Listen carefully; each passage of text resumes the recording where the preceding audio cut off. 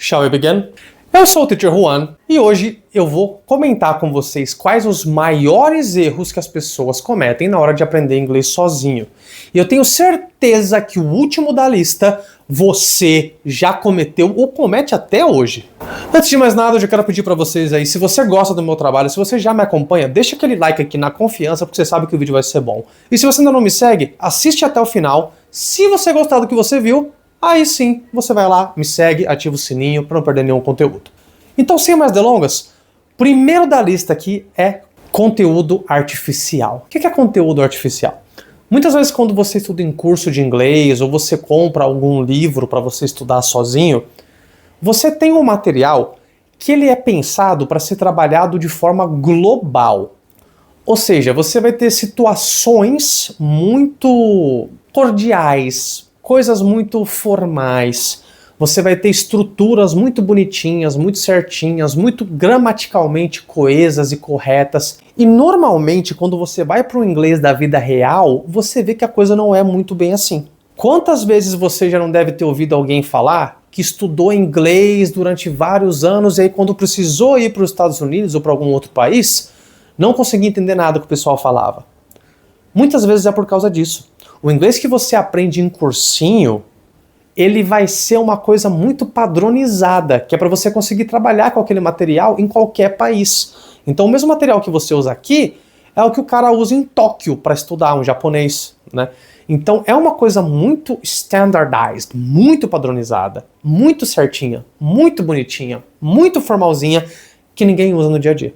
E por mais que você não estude em curso de inglês, que você não use esse tipo de material de cursinho para estudar, tem muitas ferramentas que você usa para estudar sozinho que acabam seguindo esse mesmo formatinho, esse mesmo padrão. Então você pega ali um Duolingo da vida, um site com atividades, com videoaulazinhas, e aí você vai ver, é tudo naquele mesmo padrãozinho, né? De hi, hello, how are you, good morning, what's your name? É uma coisa muito engessada, não é o inglês real. O próximo da lista é um que ele é bem complicado de trabalhar. Porque isso exige muito mais do que apenas estudo. Exige de você aqui, ó, que é falta de consistência. O que eu digo com falta de consistência?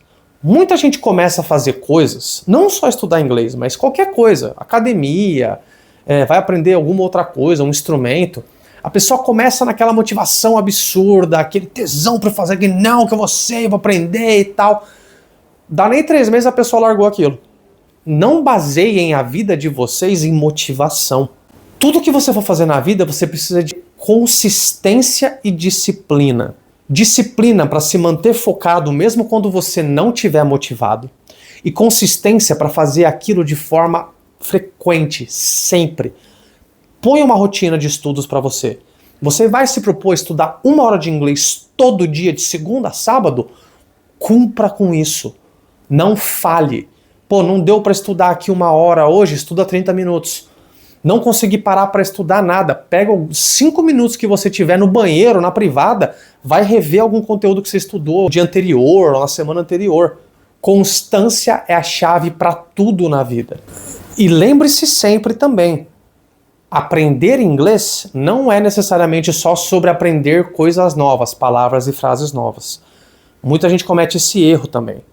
Você tem que rever conteúdo com tanta frequência quanto você aprende conteúdo novo. Revisar as coisas que você já aprendeu é talvez até mais importante do que pegar coisa nova. Você talvez não saiba como a retenção de conteúdo funciona no seu cérebro, mas para explicar rapidamente aqui, você tem 2 zonas no seu cérebro. A zona de desenvolvimento proximal e a zona de desenvolvimento real. A cada milissegundo você é exposto a várias coisas, são cheiros, são imagens, são sons, sensações, ideias. Imagina se o seu cérebro pegasse tudo isso ao mesmo tempo, desse atenção igual a tudo e memorizasse isso tudo. Se pirar, seu cérebro explodir. Então, o seu cérebro está sempre filtrando tudo aquilo que você é exposto. Toda informação nova que você recebe, seja um nome, seja um número de telefone, seja uma palavra em inglês, ele vai entrar na sua zona de desenvolvimento proximal. Como que você faz para ela sair da sua zona de desenvolvimento proximal para a sua zona de desenvolvimento real, que é quando você realmente internalizou aquilo? É você ver aquilo mais vezes. O seu cérebro vai julgar que aquilo realmente é importante, porque você está vendo várias vezes, e aí sim ele vai pegar aquela informação e vai ver ela como algo importante e vai jogar na sua zona de desenvolvimento real, onde você vai realmente lembrar daquilo, poder dizer que você aprendeu aquilo. Medo de errar. Gente, pensa numa coisa. Ninguém nasce sabendo de nada. Muita gente tem medo de falar em inglês até em sala de aula, tá? Isso acontece comigo até hoje. Eu tenho 20 anos de experiência como professor e eu vejo isso até hoje. Às vezes a pessoa ela é tímida, ela fica acanhada porque ela tem medo de errar, ela tem medo de falar errado. Mas vocês precisam ter uma coisa em mente. Se você não errar, você não vai aprender. É errando, literalmente, que se aprende, tá? Você vai pegar um carro, você vai passar uma marcha errada, você vai pisar errado na embreagem, mas é esses pequenos erros que vão te levar ao acerto, até a coisa ficar automática e natural. Com o inglês é a mesma coisa. Então, se você tiver uma oportunidade de conversar com alguém em inglês, não tenha vergonha, tente, tá? Especialmente nativos, eles adoram quando alguém está se esforçando para falar inglês com eles, porque eles valorizam isso, eles estão vendo que você está se esforçando. Então, eles vão te ajudar. Eles vão se esforçar para entender a ideia que você quer passar. Muitas vezes eles vão te corrigir, te ajudar, te ensinar como fala alguma coisa direito. Então não tenham medo de falar nunca, nem de escrever, nada. Não tenham medo de usar o inglês que você já saiba, por mais pouco que seja. Outro erro muito grande que o pessoal costuma acabar cometendo é tentar traduzir tudo. Tá?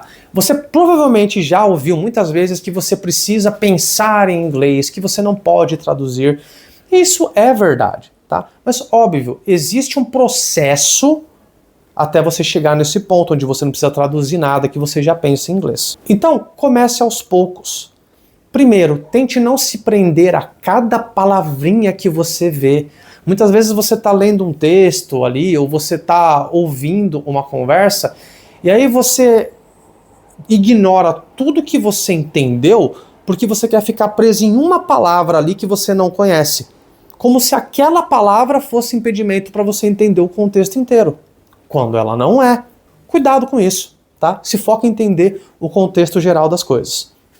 Para você parar de traduzir as coisas na sua cabeça, vai levar um pouco mais de tempo. Mas o melhor caminho para você chegar nisso é se expor ao idioma o quanto mais e você tentar ter conversas com você mesmo em inglês. É isso que a gente fala em pensar em inglês. Então, o seu cérebro não para nenhum minuto. Você está sempre pensando. Você tem que prestar atenção naquilo que está na sua cabeça, nas suas próprias vozes internas e tentar fazer elas em inglês. Então, você está pensando aqui, pois aquela geladeira ali está suja, preciso limpar. Pera, como que eu falaria isso em inglês? That refrigerator is dirty. I need to clean it. Entendeu? E vai se fazendo isso, vai se policiando para tentar traduzir os seus pensamentos para o inglês. E se forçando a criar as frases em inglês. Aos poucos você vai conseguir chegar nesse nível onde vai ficar automático você pensar em inglês. E o primeiro erro, que eu nem acredito que gente ainda comete esse erro, que é estudar gramática apenas. Vocês precisam aprender uma coisa, tá? Um idioma, ele é composto de várias coisas. Você precisa trabalhar várias habilidades para você ter um domínio bom de um idioma. Tem um exemplo que eu sempre gosto de dar do meu amigo Mamoru. Meu amigo Mamoru cresceu numa família japonesa, ele é japa, né, os pais dele são japas, os avós e tudo mais. Ele nasceu aqui no Brasil, mas falando japonês em casa o tempo todo. Ele já foi pro Japão, ele morou 4 anos no Japão. Nesses 4 anos, ele conseguia se virar muito bem porque ele falava japonês. Só que tem um pequeno problema.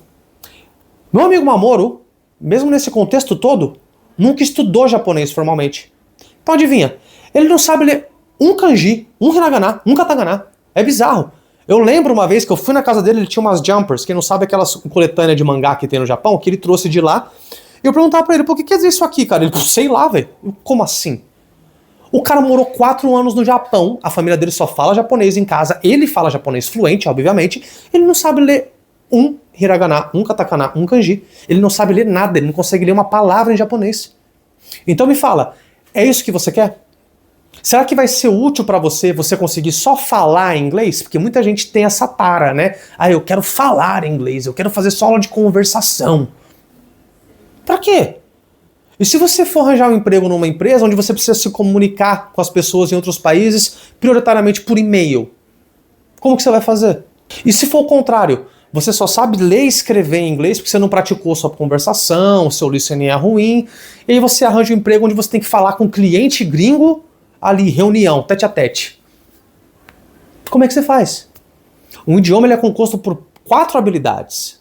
Você tem o speaking, você tem o seu listening, você tem o seu reading e você tem o seu writing. A gramática, ela vai entrar para você deixar tudo isso com qualidade.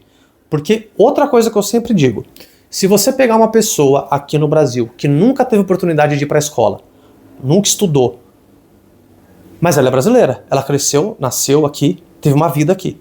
Ela não é fluente em português? Ela é. Só que qual que vai ser a qualidade do português dessa pessoa? Será que se você tivesse um emprego onde você precisa de alguém para falar diretamente com o cliente, você contrataria alguém com um português desse? Não.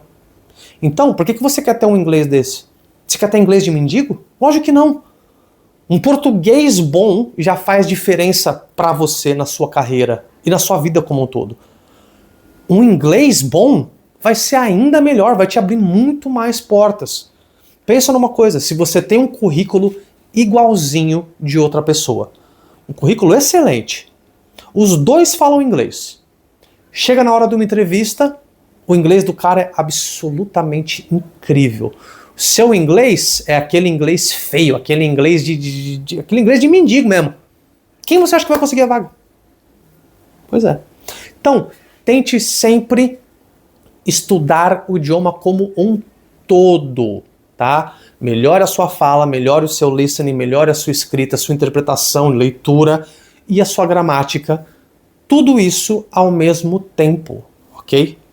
Não se foque só em gramática. Não se foque só em conversação. Não se foque só em leitura. Seja um falante por completo. Domine o idioma por completo. Que isso vai abrir muitas portas para você. Bom, galera, por hoje é só. Mas eu quero que você deixe aqui nos comentários para mim se você estuda inglês sozinho e quais são as maiores dificuldades que você tem. E também deixe aí nos comentários se você tiver alguma dúvida, alguma coisa que você queira que eu aborde mais sobre esse tema, que eu prometo que eu faça um vídeo mais à frente sobre isso daí, tá? Pra quem quer fazer aula particular comigo, lembre-se, eu ainda tenho alguns horários disponíveis para esse semestre, é só me chamar lá no Instagram, @teacherjuansantiago, chama nas DMs que eu te passo maiores informações. E se você não tem tempo para parar um dia, um horário específico na semana, eu tenho a solução para você. Eu ofereço um serviço de imersão em inglês por WhatsApp, onde a gente vai conversar ao longo do dia, durante a semana toda, como se fôssemos grandes amigos, onde você não só vai ter o respaldo de um profissional com mais de 20 anos de experiência, não apenas como professor, mas como escritor de materiais didáticos, tradutor, intérprete e outras coisas que eu já fiz também trabalhando com o idioma, mas você também vai ter a oportunidade que você precisa para realmente praticar o seu inglês de fato. Você vai poder mandar mensagem para mim, vou te responder, vou corrigir você, vou te oferecer maneiras diferentes de falar aquilo que você gostaria, vai poder mandar mensagem de áudio, então eu vou estar sempre vendo a sua pronúncia, te corrigindo, te dando dicas. Para você que não tem tempo de parar e fazer aula num horário específico, num dia específico, essa pode ser a salvação para melhorar o seu inglês de uma vez por todas. E lembrando que se você é professor de inglês, está começando a sua carreira ou acha que já está ficando meio para trás, está meio defasado, vai lá no Hotmart, procura The Teacher's Awakening, que é o material onde eu juntei esses 20 anos de experiência que eu tenho, trabalhando com várias coisas dentro do idioma, e lá tem tudo que você vai precisar para criar uma aula interessante, eficiente, eficaz, efetiva, para o seu aluno não só se interessar pela aula, pelo idioma, mas também aprender da melhor maneira possível. Então, confere lá no Hotmart. E aí, ficou até o final? Então, se você gostou, não esqueça de se inscrever, ativa o sininho para não perder nenhuma dica de inglês aqui e deixa um comentário aí que ajuda bastante no engajamento, hein? This is Teacher Juan, guys. I'm out!